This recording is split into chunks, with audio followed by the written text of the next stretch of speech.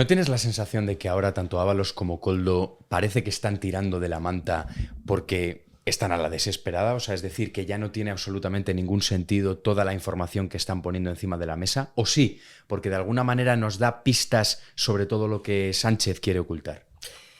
A mí me chocan dos cosas de la estrategia y del cambio de estrategia. Primero, que se produce casi cuando ellos son conscientes de que van a ingresar en prisión provisional. Han tenido mucho tiempo para tirar de la manta. En ocasiones se les ha pedido que lo hiciesen y había como una especie de pacto de no agresión. Incluso cuando Santos Cerdán entra en la cárcel, parecía que podía ser un aviso a navegantes y ni con esas. Nada.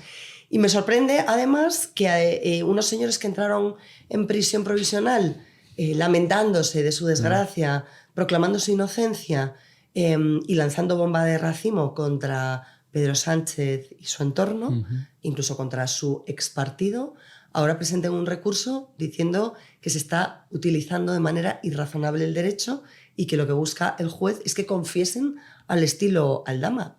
Hay cosas que no me casan. A ver, son cosas que efectivamente son contradictorias. A mí me ha hecho relativamente gracia, ¿no?, ver todo lo que estamos viendo, porque si te fijas, Ábalos lo que ha estado haciendo los días anteriores a ingresar en prisión, cuando él mismo sabía que había altas posibilidades de que la Fiscalía Anticorrupción pidiera que mandarlo a la cárcel de alguna manera, es estar usando sus redes sociales un poco como para aviso a navegantes, ¿no? Y a mí me hacía gracia porque que era como un mensaje al Partido Socialista como diciendo, oye, que como no forcéis la maquinaria y no presionéis al Poder Judicial, va a pasar esto, voy a empezar a tirar de la manta. Me ha parecido lamentable. Pero sí que es cierto que aquí el único que ha querido colaborar con la justicia desde el primer momento ha sido el empresario Víctor de Aldama, ¿no?, que desde el gobierno se reían de él e incluso el propio Sánchez llegó a decir menuda inventada cuando empezó a dar información.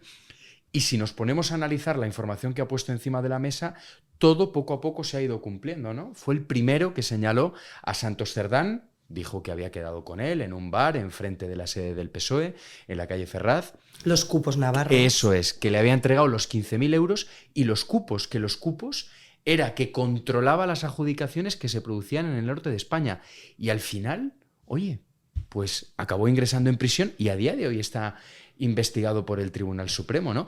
¿Tú crees que Ábalos y Koldo tienen alguna posibilidad ahora de llegar a algún acuerdo o ya es tarde? Pues yo creo que llegan tarde porque fundamentalmente los pactos de conformidad, la cooperación con la justicia que funciona como atenuante en las causas judiciales se contempla por parte de Fiscalía normalmente y de los magistrados instructores cuando no estás formalmente acusado. Es que ellos ya están a las puertas de un banquillo. Totalmente. De sentarse en el Supremo, de que sepamos cuál es esa fecha en la que tendrán que comparecer para dar explicaciones y para contar y relatar qué pasó con las mascarillas, qué pasó con las señoritas de compañía a las que enchufaron en empresas públicas y que cobraban sueldos pagados por todos los españoles sin ir a trabajar, que es realmente lo que se está viendo en esta primera entrega de la corrupción, de la trama que salpica al gobierno. Yo lo que creo es que efectivamente hay una vendetta, una sensación de traición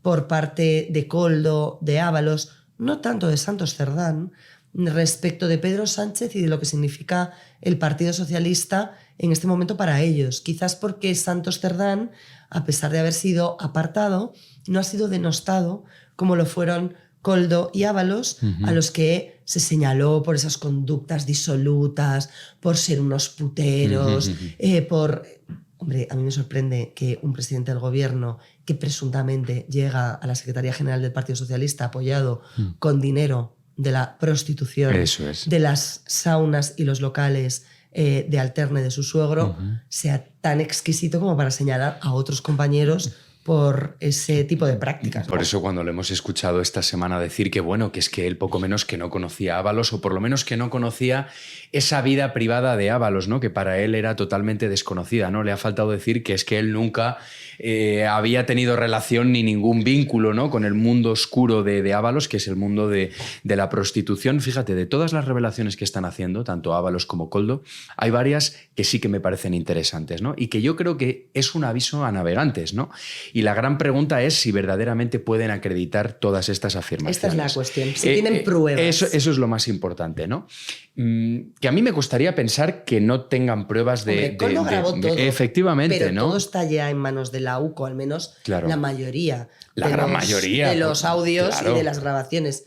Ábalos quizás tenga algo. Él ha Sí, sugerido que sí. podía tener Bueno, información. él tenía mucha información en el famoso pendrive que el día que la UCO decide registrar su casa, se encuentra con una señora que se esconde en su ropa interior ese pendrive. Dentro de ese pendrive, entre otras cosas, están las conversaciones que mantuvo durante muchos años con el presidente del gobierno, con Pedro Sánchez, con Zapatero, con otros miembros del gobierno, como por ejemplo María Jesús Montero, que ha renegado también de él.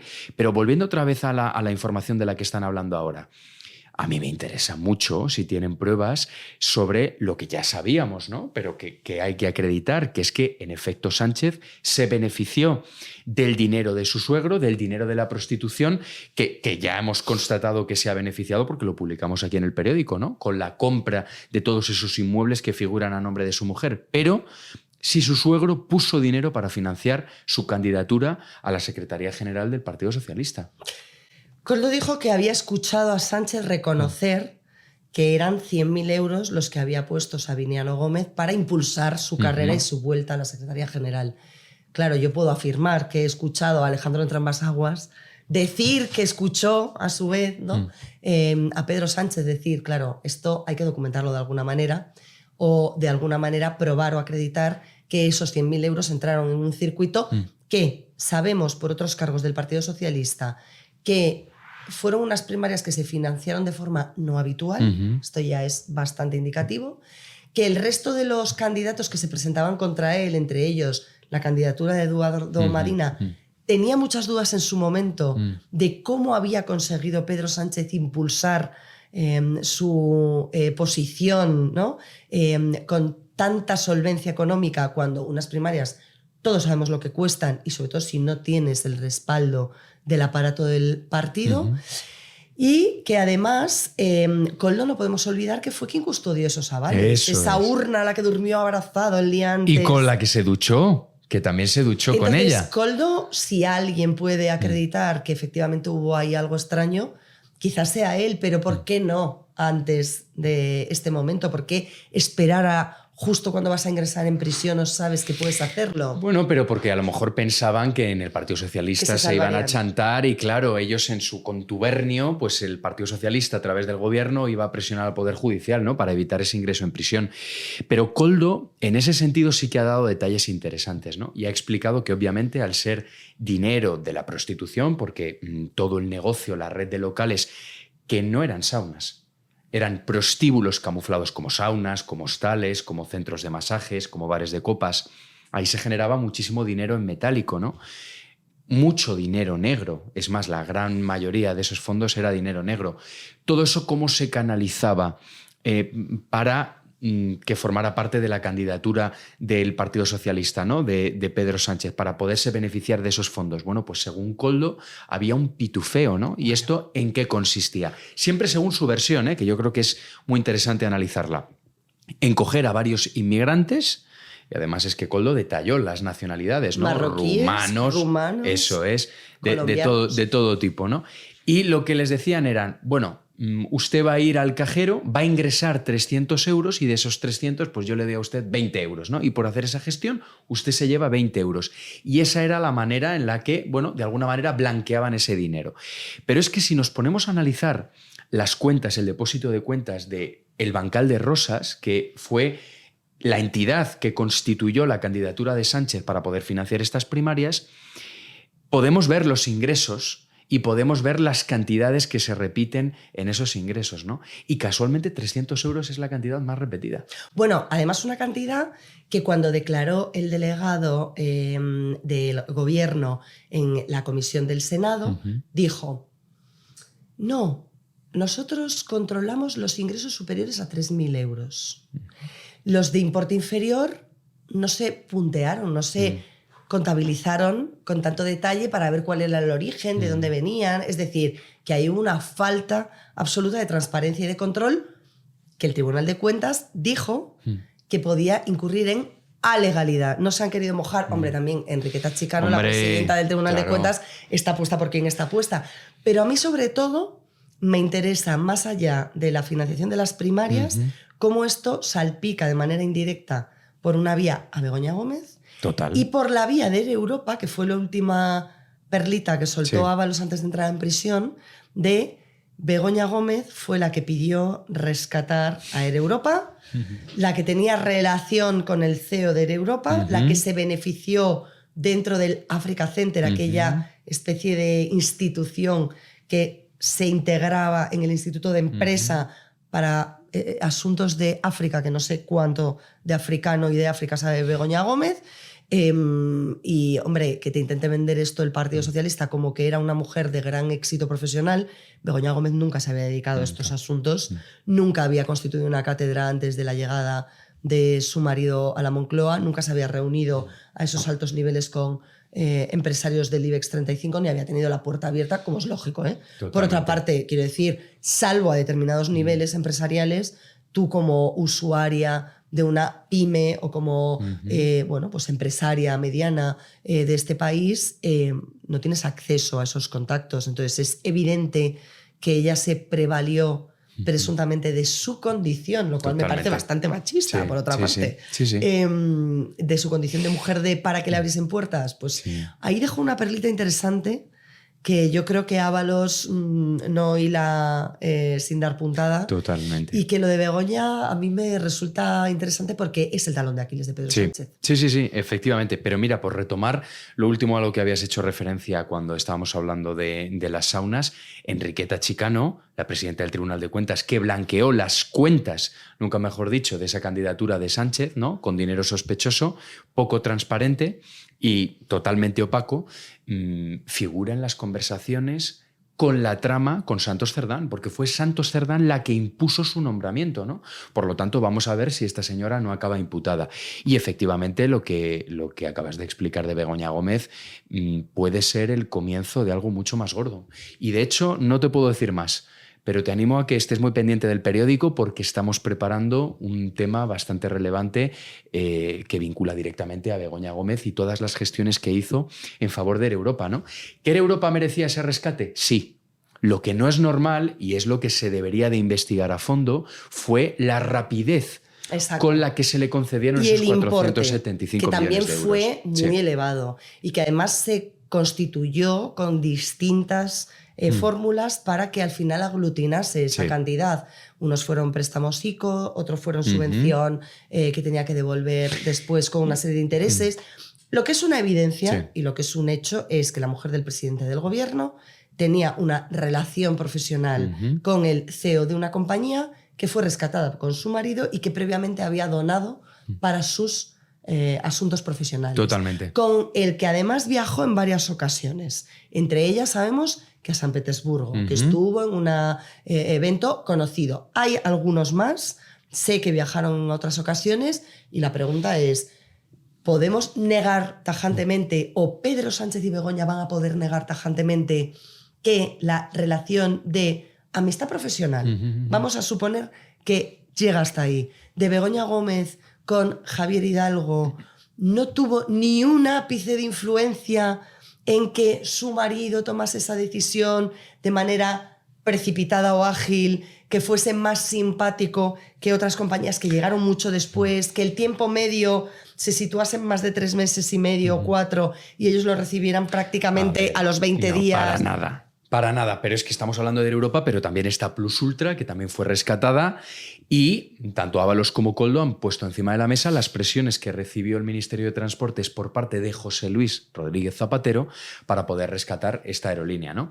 Pero yo no creo que sea casualidad en absoluto, ¿no? Todas las gestiones que hizo Begoña Gómez en favor de Europa, y así ha quedado constatado en varios informes de la Unidad Central Operativa de la Guardia Civil. Los investigadores se fijan en una fecha, que es el 16 de julio del año 2020, que es justo cuando el propietario de Air Europa, Javier Hidalgo, estaba totalmente desesperado porque veía que el gobierno, que el Consejo de Ministros no aprobaba esa inyección económica multimillonaria, y lo que deciden es hablar directamente con Begoña Gómez, ¿no? Y es justo después de hablar con la mujer del presidente del gobierno cuando el gobierno acuerda rescatar a la aerolínea, ¿no? Y hacías antes referencia al viaje a San Petersburgo, ¿no? Que es un viaje que se produjo en septiembre del año 2019, que fue, de alguna manera, Es decir, antes del rescate. Eso es, antes del rescate. Importante. Pero es que todos se están fijando en el rescate y por supuesto que es importantísimo porque es donde más dinero hay. Pero es que hubo una gestión previa que hizo Begoña Gómez y que desvelamos aquí, en este periódico, que tuvo lugar esa noche de septiembre del año 2019 en un hotel de San Petersburgo donde estaban 3 personas. La mujer del presidente, el empresario Víctor de Aldama y Javier Hidalgo. En ese momento la gran preocupación de Air Europa era que Venezuela les debía 200 millones de dólares. ¿Y qué fue lo que hizo Begoña Gómez? Llamar a su marido, a Pedro Sánchez, poner el teléfono en manos libres para que lo escucharan Aldama e Hidalgo y, bueno, de alguna manera le preguntó, oye, ¿el gobierno no puede hacer algo para que Venezuela pagara? Pero tú fíjate de lo que estamos hablando, Sí. Que parece como que esto es inocuo, que voy a llamar a mi marido a ver, es que esto no es... Esto no es... Que yo tengo un marido que tiene una camisería y llamo delante de 2 amigos con los que estoy comiendo para ver si les puede colar y hacer las camisas antes que al resto de clientes. No. Es que estamos hablando de un empresario español, de la mujer del presidente del gobierno y de un comisionista que comisionar no es delito, sí es de manera regular, que fue contratado por Javier Hidalgo precisamente porque vendió sus contactos con Ábalos, Koldo, el Ministerio de Transportes, que tenían mano en esa concesión de ayudas, de subvenciones y demás. Claro, la familia Hidalgo quería vender Air Europa, tenía parte de tratos antes de pandemia para colocar una parte de la compañía. Con la pandemia y con la situación de crisis económica que se produjo para muchas empresas, colocar esa empresa ya no era tan fácil ni tan sencillo. Hasta fecha de hoy, efectivamente, no han conseguido convencer, ¿verdad?, a las empresas que estaban interesadas en su momento. Y el hecho de que una mujer como Begoña Gómez crea que es inocuo, siendo la mujer del presidente del gobierno, actuar en esa tesitura, a mí es lo que me sorprende. Sí. O sea, no sé si es por ignorancia, lo cual me preocupa mucho, o si es por impunidad deliberada, que creen que no le iban a pillar, que era lo normal. Yo lo que... este nivel de nepotismo, de enchufismo... Yo lo que dudo es que Begoña Gómez no haya percibido alguna remuneración económica por llevar a cabo todo esto, ¿no? Porque uno puede hacer un favor personal puntual siempre y cuando no estemos hablando de la mujer del presidente del gobierno, ¿no? Que ahí no hay favor que valga, ¿no? Pero hay que entender que dentro de todo este engranaje vuelve a aparecer otra vez el nombre de José Luis Rodríguez Zapatero, ¿no? Porque justo antes de que Air Europa contratara a Víctor de Aldama, Air Europa recurrió a Zapatero para esa devolución de los 200 millones de dólares, ¿no? Y justo después de que la Guardia Civil hiciera mención expresa a la participación de Zapatero como lobista en favor de Venezuela, Zapatero comenzó a deshacerse de gran parte de todo su patrimonio inmobiliario, ¿no? Por lo tanto, vamos a ver en qué acaba todo esto.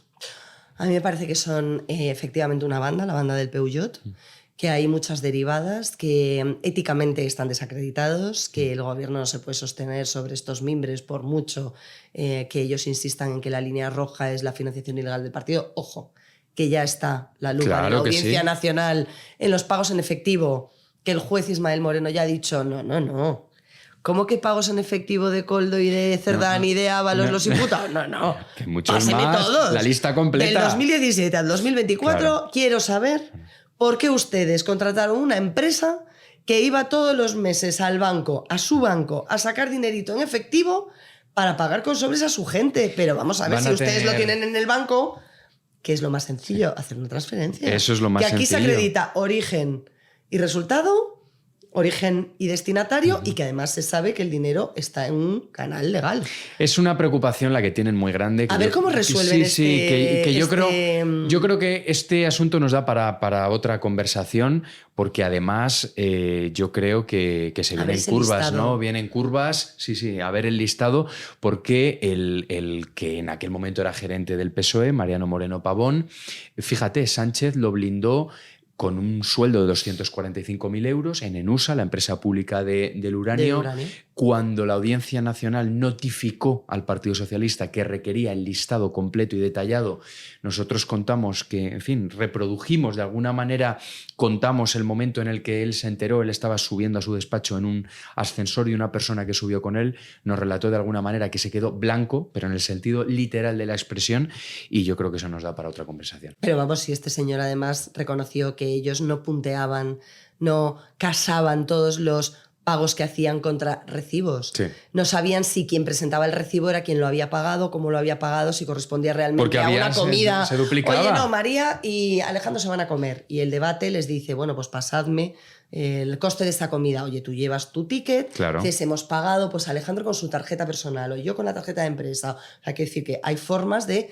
No, estos señores llegaban y tú imagínatelo. O sea, imagínate a Koldo Ábalos, por decir dos de los, digamos, puestos en el disparadero, recogiendo tickets como locos. Pero si era lo que hacían. Tú imagínate Koldo por lo las hacía. cafeterías, el café del señor Claro. de al lado, el carajillo de la Pero así mesa 3. pasaba. Así, de Que verdad. que Pero luego qué nivel de cutrerío, Claro, que luego dentro del listado de tickets, que por cierto, el Partido Socialista está obligado legalmente a conservar todos esos tickets. Total. Vamos a ver si se los entrega a la Audiencia Nacional, porque entonces sí que se puede constatar el nivel de impunidad y el descaro con el que hacían todo eso. O sea, Claro. Es decir, Ábalos presentaba 3 comidas distintas en un mismo día y encima en lugares geográficos distintos.